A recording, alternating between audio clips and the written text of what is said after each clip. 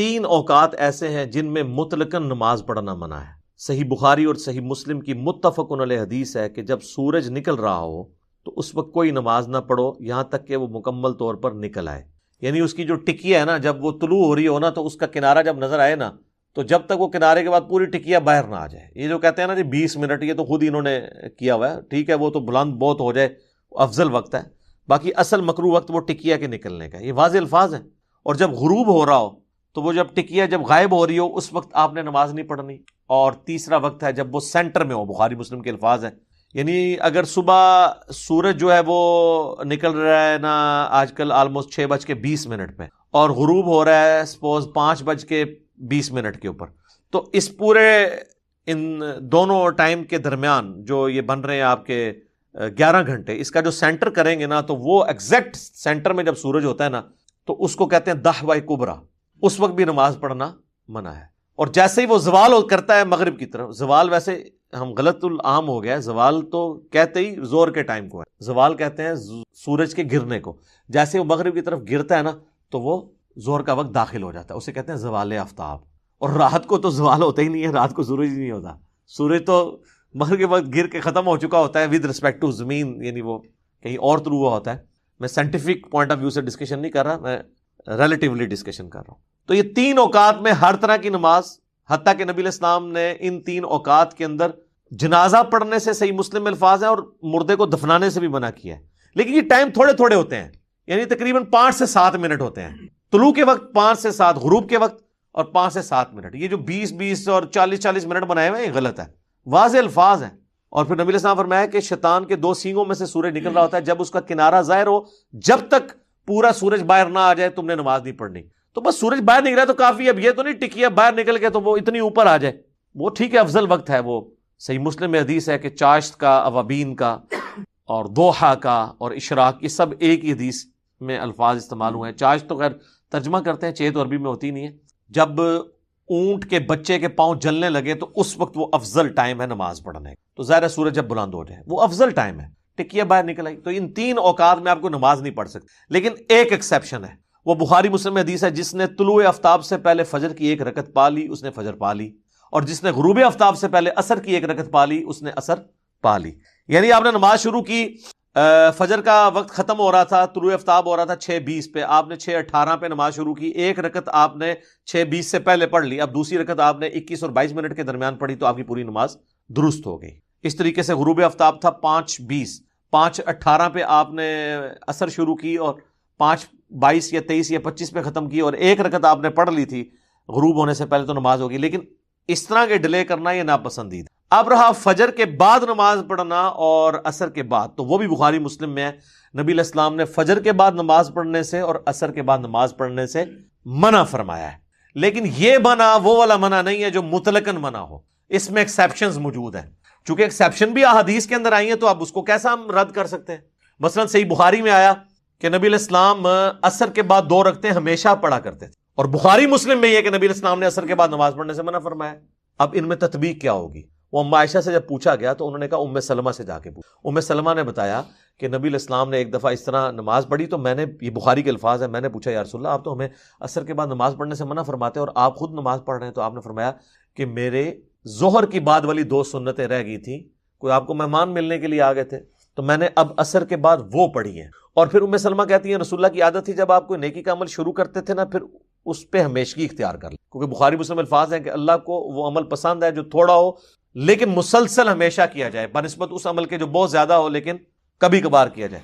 تو وہ 2 رکھتے ہیں، چونکہ آپ سے ایک دفعہ ہوا تو آپ نے زندگی کا حصہ بنا لی اور وہی صحابہ بعد میں لے کے چلتے تھے۔ لہٰذا بخاری مسلم میں جو حضرت عمر کے بارے میں یا حضرت معاویہ کے بارے میں آتا ہے کہ وہ صحابہ کرام کو ڈانٹتے تھے اس بات کے اوپر کہ تم عصر کے بعد 2 رکعتیں کیوں پڑھتے ہو، تو وہ ان کا عمل ڈانٹنے والا شاذ ہو جائے گا، کیونکہ صحابہ کو یہ پتا تھا کہ نبی علیہ السلام نے وہ 2 رکعتیں پڑھی ہیں، ان تک وہ حکم نہیں پہنچا ہوگا۔ باقی اس کے علاوہ اگر کوئی پڑھتا ہے نوافل تو وہ تو منع ہے، البتہ کوئی قضا نماز کسی کی رہ گئی ہے وہ پڑھ سکتے ہیں، وہ سب کے نزدیک جائز ہے، فجر کے بعد بھی پڑھ سکتے ہیں اور عصر کے بعد بھی۔ اس طریقے سے فجر کے بعد آپ سنتے بھی پڑھ سکتے ہیں، وہ کہتے ہیں جی وہ نفلی نماز ہوتی ہے، چلے شکر ہے آپ نے نفلی مان تو لی نا، آپ تو سنت موقدہ کے نام پہ نفل سے الگ کرتے تھے اس کو، اب تو مانے نا یہ نفلی نماز ہے، فجر کی 2 سنتیں تو وہ کہتے ہیں نہیں فجر کے بعد آپ نہیں پڑھیں گے، سورج نکلنے کے بعد پڑھیں گے. سورج نکلنے کے بعد بھی آپ نہ پڑھیں کوئی مسئلہ نہیں، وہ نفلی نماز ہے. بہرحال وہ حدیث ایک ہے جو اس کو سپورٹیو ہے، وہ جامعہ ترمذی میں کمزور سند ہے، صحیح ابن حبان میں، المستدرک للحاکم میں، صحیح ابن خزیمہ میں موجود ہے. نبی علیہ السلام فجر پڑھ کے نکلے تو آپ نے دیکھا ایک شخص 2 رکعتیں پڑھ رہا ہے، تو آپ نے اسلام پھیرنے کے بعد اس سے پوچھا کہ بھئی یہ تو نے کون سی نماز پڑھی ہے؟ فجر تو ہم پڑھ چکے ہیں، یہ کون سی تو نماز پڑھ رہا ہے؟ انہوں نے کہا یا رسول اللہ میری فجر سے پہلے والی 2 رکعتیں رہ گئی تھی. تو آپ نے خاموشی اختیار کر. اس سے محدثین نے رزلٹ نکالا ہے کہ نبی علیہ السلام کی حدیث تقریری بن گئی، نبی علیہ السلام نے اس کی اجازت دے دی. اور یہاں پہ حنفی اجازت نہیں دیتے ہیں، اس کی وجہ سے لوگ بیچارے پھر وہ انتظار کرتے کرتے یا تو چلے ہی جاتے ہیں، یا یہ ہوتا ہے کہ وہ جب آتے ہیں جماعت ہو رہی ہوتی ہے اور پیچھے کام انہوں نے چک کے رکھا ہوتا ہے. حالانکہ بخاری مسلم میں حدیث ہے کہ جب فرض کی اقامت ہو جائے تو کوئی نماز جائز نہیں ہے. وہ کہتے ہیں جی مصنف ابن ابی شیبہ میں آثار ملتے ہیں کہ فجر کی جب نماز شروع ہوتی تھی تو اصحاب جو مسجد کے ساتھ ایڈجسنٹ جو حجرے ہوتے تھے باہر سین والے ایریے میں کونے میں نا، جلدی سے 2 سنتے پڑھ لیتے تھے. بالکل آپ پڑھ سکتے ہیں، لیکن ایسے حجرے میں اور ایسی جہاں پہ آپ کو امام کی آواز نہ آ رہی ہو اور امام آپ کا نہ ہو، امام وہ صحابہ کرام کے دور پہ نماز پڑھانے والا کہ وہ 2 سنتے کہ وہ 4 بھی پڑھ لے تو اس کی رکعت نہ فوت ہو، تو 2.5 سنتا شروع کر دینے تو وہ فرض رکعت ہی چھوڑ دینے. ٹھیک ہے، تو آپ باتیں بول لیتے ہیں تو آپ یہ دیکھا کریں کہ بھئی جب بعد کا آپشن موجود ہے آپ نے جان بوجھ کے کام شروع کرنا ہے.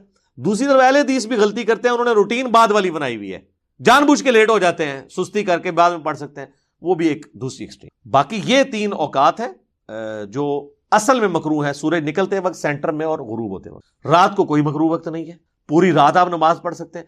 بخاری مسلم میں حدیث ہے، بخاری میں تو امام بخاری نے صرف چیپٹر کی ہیڈنگ میں لیا ہے کہ عشاء کا وقت رات تک رہتا ہے، آدھی رات تک، لیکن یہ افضل وقت ہے. عشاء کا وقت فجر تک رہتا ہے، کیونکہ شرح مانی الاثار جسے طحاوی شریف کہتے ہیں اس میں حضرت ابو ہریرہ کا قول ہے، اور حضرت ابو ہریرہ نماز کے اوقات روایت کرنے والے صحابہ میں سے ہیں. وہ کہتے ہیں کہ عشاء میں افراط یہ ہے کہ کوئی شخص اتنی لیٹ کر دے کہ فجر کا وقت داخل ہو جائے، اس سے پہلے اگر وہ عشاء پڑھ لیتا ہے تو اس کی نماز درست ہے. لہذا امام حنیفہ کا موقف درست ہے کہ آپ عشاء کو فجر سے پہلے پڑھ سکتے. افضل یہ کہ آدھی رات سے پہلے پڑھ لیں. اور افضلیت تو پھر میرے بھائی بخاری مسلم میں حدیث ہے کہ اگر مجھے امت کا خیال نہ ہوتا تو میں عشاء میں تاخیر کا حکم دے دیتا، تو تاخیر تو کوئی نہیں کرتے. ایون سعودی عرب میں تو آپ دیکھیں ایگزیکٹ 1.5 گھنٹہ انہوں نے فکس کیا ہوا ہے، اذان مغرب کے ایگزیکٹ 1.5 گھنٹے بعد اذان عشاء ہوتی ہے. یعنی آپ مغرب کی نماز پڑھ کے فارغ ہوتے ہیں تو آلموسٹ 35-40 منٹ کے بعد عشاء کی اذان ہو جاتی ہے. باقی تو وقفے میں گزر جاتا ہے نا، ٹھیک ہے نا، کیونکہ وہ نماز بھی ان کی لمبی ہوتی ہے نا.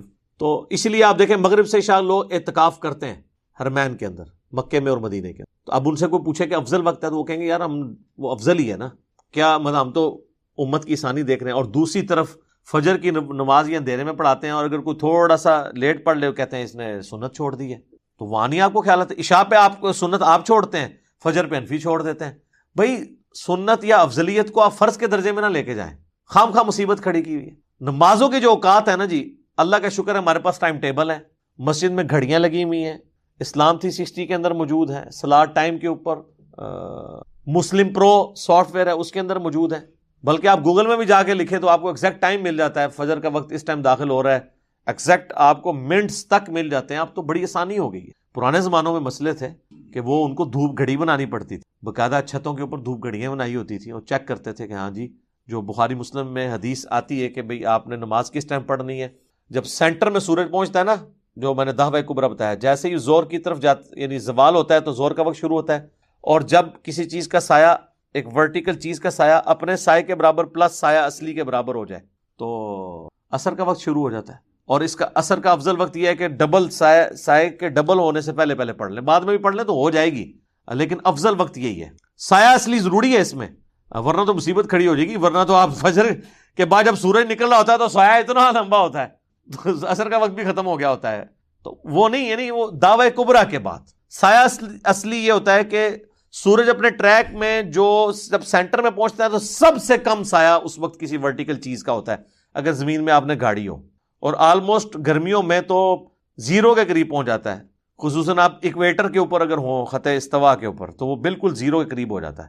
تو وہ باقاعدہ سرکل بناتے ہوتے تھے کہ جی یہ سایہ اصلی ہے، جیسے ہی اس سرکل سے باہر ہوا تو پھر قدموں میں بھی ناپا جاتا تھا. اب تو یہ ساری کے سارے پرابلم حل ہو، گھڑی نے مسئلے حل کر دی ہیں، سافٹ ویئرز نے مسئلے حل کر دی ہیں. آپ تو اب اپنے بزرگوں سے بھی زیادہ ایکوریٹ ٹائمنگ کے اندر سحری اور افطاری اور نمازوں کی ٹائمنگ کا اہتمام کر سکتے ہیں، فجر کا، ظہر کا، عصر کا، مغرب کا، عشاء کا. اور جب ونس نماز کا ٹائم داخل ہو جائے تو پھر نہ تو اذان شرط ہے نہ اقامت شرط ہے. عورتیں اکثر پوچھ رہی ہوتی ہیں نا، عورتوں کے لیے چونکہ جماعت واجب نہیں ہے، جیسے ہی وقت داخل ہو انہوں نے اذان کا انتظار نہیں کرنا.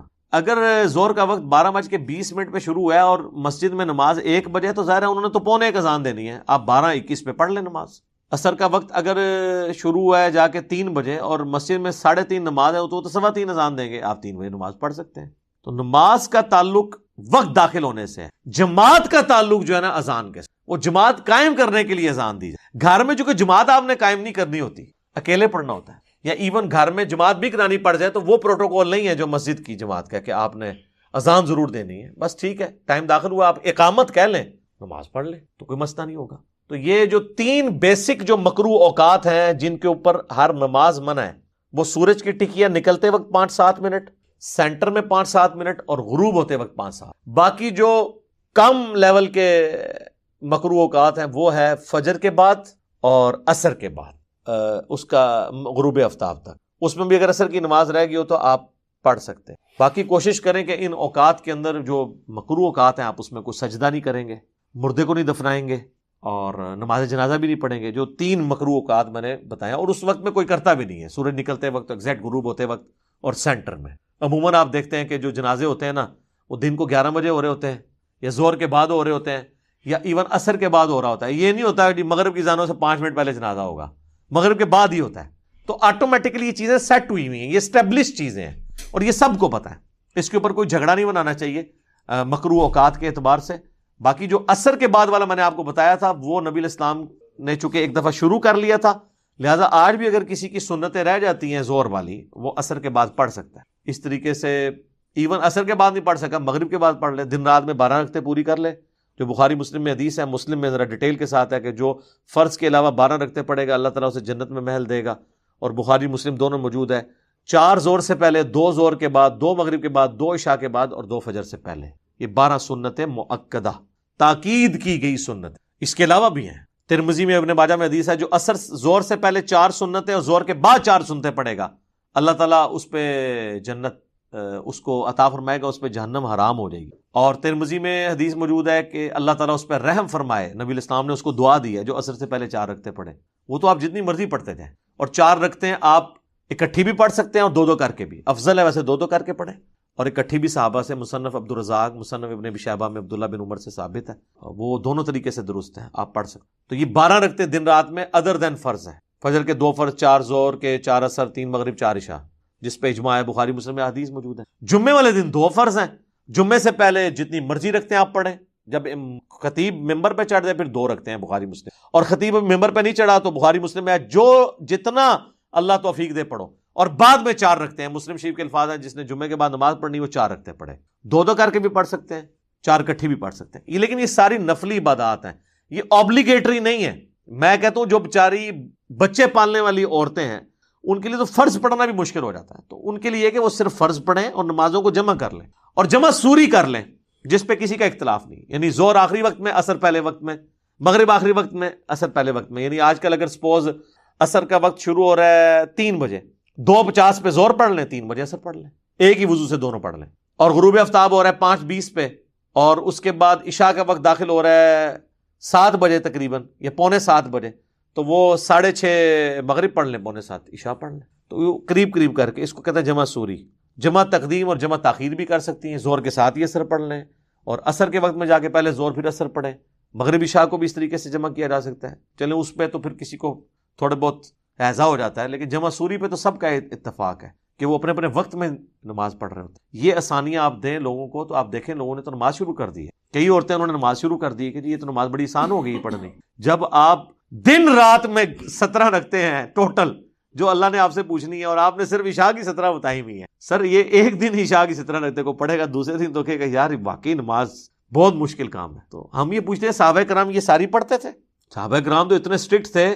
بخاری اور مسلم دونوں میں حدیث ہے، عبداللہ بن عمر نے سفر میں 2 فرض پڑھے زور کے، 2 عصر کے، اور اپنے خیمے میں واپس آئے تو دیکھا لوگ جو ہے نا ابھی بھی نماز پڑھ رہے ہیں. تو آپ نے کہا یہ لوگ کیا پڑھ رہے ہیں؟ کہا کہ جی سنتے ہیں پڑھ رہے ہیں، انفی ہے یہ میں نے کہا ہے یہ بخاری مسلم الفاظ ہیں. حضرت عبداللہ بن عمر کہتے ہیں کہ یار اگر یہ سنتے ہی پڑھنی ہوتی تو میں زور کے 4 فرض نہ پڑھ لیتا جو میں نے 2 پڑھے ہیں.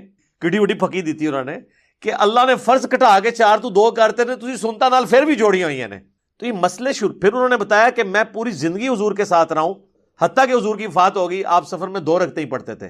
پھر حضرت ابوبکر کے ساتھ رہا, حضرت عمر کے ساتھ رہا, سب سفر میں 2 رکعتیں ہی پڑھتے تھے, سوائے مغرب کے وہ 3 ہیں. سنتے صرف جواز ہے, نفلی عبادت ہے, لیکن یہ اس کو اتنی مصیبت کھڑی کی ہوئی ہے. سنتوں کو تو چھوڑ دیں, اس سے چھوٹی چیز تراویح ہے. وہ کہتے ہیں جو تراویح نہ پڑھے اس کا روزہ نہیں ہے. ہم کہتے ہیں یہ کہاں لکھا ہے؟ کہتے ہیں ہم نے تو بتایا نہیں تھا, یہ تو تم خامخواہ الزام لگاتے ہو. یہ کہتے ہیں جی وہ بغلوں میں بت رکھ کے آتے تھے اس لیے رفع دین ہوتا تھا. ہم نے کہا یہ کہاں لکھا ہوا ہے؟ ٹھیک ہے. وہ کہتے ہیں جی وہ یہ تو تم ہمارا مذاق اڑا رہے ہو, ہم نے تو کبھی یہ بات نہیں بتائی ہے. سر یہ کون پھر بتاتا رہے لوگوں کو؟ یہ جنات آ کے انسانی شکل میں ان کو یہ بتا کے گئے ہیں. تم لوگوں نے یہ مشہور کیا ہوا تھا نا, آج ہم نے ایکسپوز کیا ہے تو تم لوگ کہتے ہو کہ یار یہ تو اپنی طرف سے ہی باتیں بنا رہا ہے. اپنی طرف سے نہیں بنا رہے, یہ آپ لوگوں نے کہانیاں لوگوں کو کرائی تھی, لوگوں کو مصیبت میں ڈالا تھا. اللہ کا شکر ہے کہ لوگوں کو سمجھ آیا کہ دین کتابوں کے اندر ہے, بابوں کے اندر نہیں ہے. ایک ایک حدیث ہم بتاتے ہیں ریفرنس کے ساتھ, لوگ چیک کرتے ہیں اور وہ اسی طریقے سے نکلتی ہے. پھر وہ جا کے اپنے علماء سے پوچھتے ہیں یار تم نے ہمارے ساتھ کیا کیا ہے, یہ کہاں لکھا ہوا تھا؟ تو پھر وہ آگے سے کہتے ہیں کہ پتہ چل گیا تو کیڑے اسٹیشن تو بول رہے ہیں. یہ کوئی جواب نہیں ہے اسٹیشن کا. اسٹیشن چھوڑے میرے بھائی, آپ کی گاڑی چھوٹ چکی ہے تو آپ یہ نہ سمجھیں کہ باقیوں کی بھی. آپ اپنے اسٹیشن پہ کھڑے رہیں, آپ کے اسٹیشن وہی پرانے ہیں, دیوبند اور بریلی انہی اسٹیشنوں کے اوپر رہیں. آپ کی سواریاں جو ہے نا وہاں سے جو ہے نا وہ ہم نے اٹھائی ہیں, سوار کر کے رسول اللہ کے قدموں تک پہنچا دی ہیں اللہ کے فضل سے. آپ وہ اجڑے ہوئے آپ کے اسٹیشن, ہمیں پتہ ہے. اس لیے غصہ نہ کھائیں, علمی میدان میں آ کے آپ بھی ایکسیپٹ کر لیں اور آپ بھی اس نعرے کو بلند کریں کہ مرنے سے پہلے اے مسلمان کر لے اس پہ غور, کتابوں کا خدا اور ہے, بابوں کا خدا اور. ویسے ایک اور نعرہ ہے, ویسے برا لگتا ہے, میں آپ کے لیے نہیں بیان کر رہا, باقی ان کو خوش کرنے کے لیے, کہ نہ میں بابی نہ میں بابی, میں ہوں مسلم, علمی کتابیں. ٹھیک ہوگا جی, میرا خیال ہے اس کو ادھر ہی کنکلوڈ کرتے ہیں انشاءاللہ. کافی لمبی مجلس ہوگی, بقیہ کے سوالات انشاءاللہ اگلی دفعہ کریں گے. اللہ تعالیٰ سے دعا ہے جو حق بات میں نے کہی اللہ تعالیٰ ہمارے دلوں میں راسخ فرمائے. اگر جس بات میں میرے منہ سے کوئی غلط بات نکل گئی اللہ تعالیٰ ہمارے دلوں ہی سے اسے دھو ڈالے, ہمیں معاف بھی فرما دے, ہمیں کتاب و سنت کی تعلیمات پر عمل کر کے دوسرے بھائیوں تک پہنچانے کی توفیق عطا فرمائے. سبحانک اللہم و بحمدک اشہد ان لا الہ الا انت استغفرک و اتوب الیک وما علینا الا البلاغ المبین. جزاکم اللہ خیرا. نصیحت تمام جہان والوں کے لیے, قرآن تو نہیں مگر نصیحت تمام جہان والوں کے لیے. اللہ کے نبی کو کون نظر لگا سکتا تھا؟ اللہ ان کے پیچھے کھڑا ہے. جادو والا بھی معاملہ ہوا امت کی تعلیم کے لیے, وہ بھی ختم ہو گیا آخری 3 صورتوں. علاج بھی آپ کو بتا دیا. تو نظر لگ جاتی ہے اور نظر کا دم, لیکن بعض لوگ ہر چیز کو نظر کے ساتھ جوڑ دیتے ہیں. نظر بچے نظر لگ گئی, ہار جگہ جی انہوں نظر لگ گئی, انہوں نظر لگ گئی. تو میرے بھائی یہ رونا پیٹنے کی بجائے آپ آخری 3 صورتیں اور آیت الکرسی, صحیح بخاری میں حدیث ہے رات کو کوئی پڑھ لے تو صبح تک اس کی حفاظت پہ اللہ کی طرف سے فرشتہ مقرر ہو جاتا ہے. المستدرک للحاکم میں, سنن نسائی الکبریٰ میں, جو صبح کے وقت پڑھ لے شام تک اللہ کی حفاظت میں ہے, جو شام کے وقت پڑھ لے وہ صبح تک اللہ کی حفاظت میں. آیت الکرسی ابو داؤد ترمذی میں موجود ہے, جو ایک دفعہ شام کو پڑھ لے لا الہ الا اللہ وحدہ لا شریک لہ لہ الملک و لہ الحمد وہو علی کل شیء قدیر, تو اللہ کے مضبوط قلعے میں صبح تک آ جاتا ہے, اور جو صبح پڑھ لے وہ شام تک آ جاتا ہے. یہ ٹھیک ہے کہ قرآن میں ہے کہ قرآن پاک میں شفا ہے, لیکن وہ شفا کس چیز کی؟ بد عقیدگیوں کی شفا ہے. اور قرآن سے اگر وہ دوسرے والی شفا نظر بد والی ہے تو وہ سنت وظائف کو پڑھ کے پھونکنا ہے. جیسے بخاری مسلم میں آتا ہے نبی علیہ السلام المعوذات آخری 3 پناہ دینے والی صورتیں پڑھ کے جسم پہ 3 دفعہ دم کرتے تھے, جسم پہ ہاتھ پھیرتے تھے. تو آپ بھینس کے اوپر یہ پڑھ کے پھونک دیں. نظر بد کے لیے صحیح بخاری میں آتا ہے کہ نبی علیہ السلام, اور ابو داؤد میں وہ پوری ڈیٹیل موجود ہے, نبی علیہ السلام کہتے تھے کہ اے اللہ میرے جد امجد ابراہیم علیہ السلام اپنے 2 بیٹوں کو اسماعیل اور اسحاق کو ان کلمات کے ذریعے تیری پناہ میں دیتے تھے, اور میں اپنے 2 بیٹے حسن و حسین کو ان کلمات کے ذریعے تیری پناہ میں دیتا ہوں. اعیذکما بکلمات اللہ التامہ من کل شیطان وہامہ ومن کل عین لامہ. یعنی میں تم دونوں کو پناہ میں دیتا ہوں, اللہ کے کلمات تامہ کے ذریعے اللہ کی پناہ میں دیتا ہوں, ہر چیز کی برائی سے جو اس نے پیدا کی ہے, اور ہر طرح کی نظر بد سے, شیاطین کے اثرات سے میں اللہ کی پناہ میں ان کو دیتا ہوں. تو ہم بھی اپنے بچوں کو اسی طریقے سے انہی سنت اذکار کے ساتھ دم ڈالیں. اس میں اگر آپ نے سنگولر کو دم ڈالنا ہے تو آپ پڑھیں اعیذو کا, اگر مونس ہے تو اعیذو کی بکلمات اللہ التامہ, اور جمع ہے تو اعیذکم. ٹھیک ہے, اور وہ دوسرا بھی پڑھ سکتے ہیں اعوذ بکلمات اللہ التامات من شر ما خلق, وہ بھی پڑھ لیں, وہ صحیح مسلم میں موجود ہے, وہ پڑھ کے دم کر دیں. بھینس کو دم کرنا ہے تو اس چیز کے ذریعے کریں سر. دم کر نہیں قرآن کے نیچے، تو یہ تو اپنی بچیوں کو شادی میں لے کے جاتے وہ بھی قرآن کے نیچے. ان سے پوچھیں جا جس بچی کو آپ قرآن کے نیچے سے گزار رہے ہیں اس بچی کو آپ نے زندگی میں کبھی قرآن پڑھایا ہے ترجمے سے؟ تو سر کیا فائدہ ہوگا؟ آپ ان میتوں کے اوپر قرآن پڑھ رہے ہوتے ہیں جنہوں نے پوری زندگی قرآن کھول کے نہیں خود پڑھا ہوتا. تو سر یہ کس کو دھوکہ دے رہے ہیں آپ سمجھتے ہیں کہ اس قرآن پڑھنے سے ان کو فائدہ ہو جائے گا؟